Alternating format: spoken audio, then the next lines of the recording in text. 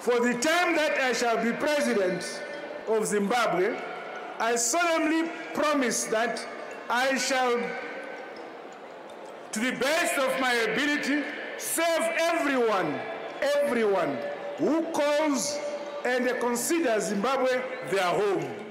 His promises of a break from Mugabe's policies gave hope to many Zimbabweans. I think everything gonna be change our economy, and we wish our president will do as what he said, jobs, jobs, jobs. 100 days later, not everyone is as enthusiastic.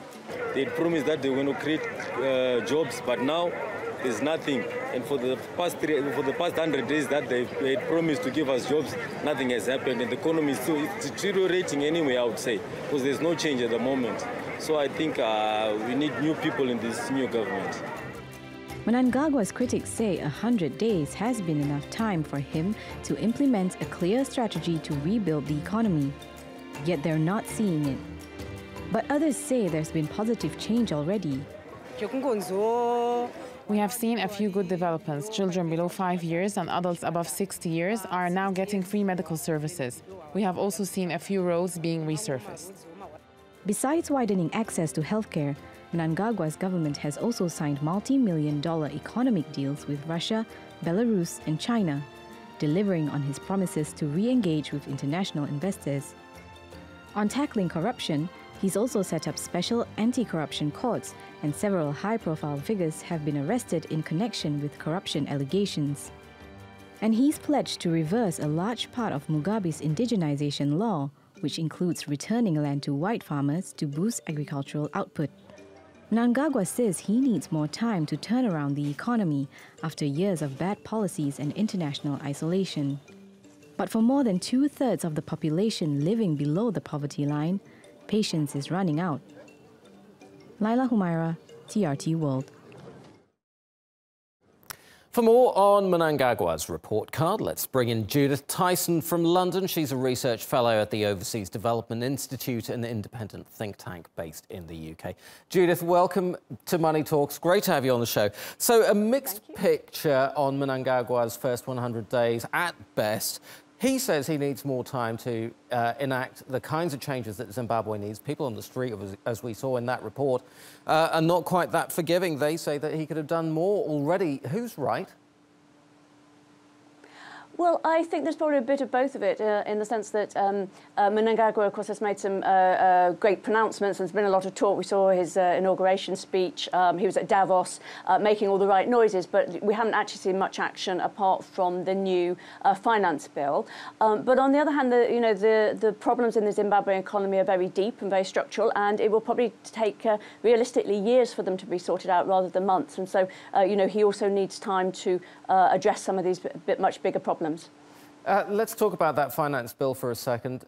They've also announced increases in taxes. Sorry, well, not really, but it does try to address some of Zimbabwe's structural problems. But does it go far enough, do you think?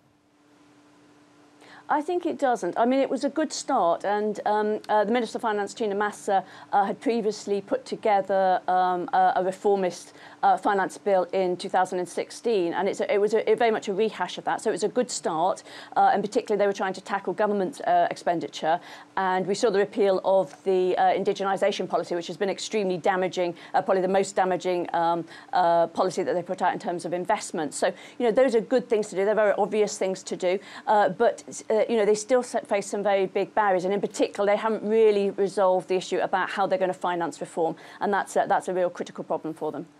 The government has been lucky, though, in terms of the harvest that they had. It was a bumper harvest this year in southern Africa. It is doubling down on farm subsidies, though. Is this the right thing to do, this command agriculture policy? Is this the right thing to do at this time? Well, as you say, they have had a big boost, partly because there was a four-year drought in Zimbabwe, and it really hit agricultural production, and that broke over the winter. And this year's harvest has been much better. So that's been a big positive. Obviously, nothing to do with government policy. But I think the Command Agriculture has had a very negative press, and they've put a lot of money into it, but it really hasn't produced very much results. This Command Agriculture policy has been in process for a number of years, and so it's difficult to see unless they're much more have a much better execution how that's actually going to change things substantially in the agricultural sector. OK, Judith, don't go away. We're going to come back to you in a second, but we're going to talk about Zimbabwe's neighbour, South Africa, now. It has reported better than expected GDP figures for last year. Now, according to revised figures, the economy grew by 1.3% for the first time in 4 years. A surge in agricultural output in the fourth quarter gave the country's economy a much-needed boost, but unemployment remains stubbornly high at 27%. Let's go back to Judith Tyson in London. So, Judith, let's talk about South Africa for a second. Stronger than expected growth figures, also a new leader over there. Can Cyril Ramaphosa's government capitalise on this uplift to put the structural reforms through that South Africa so desperately needs?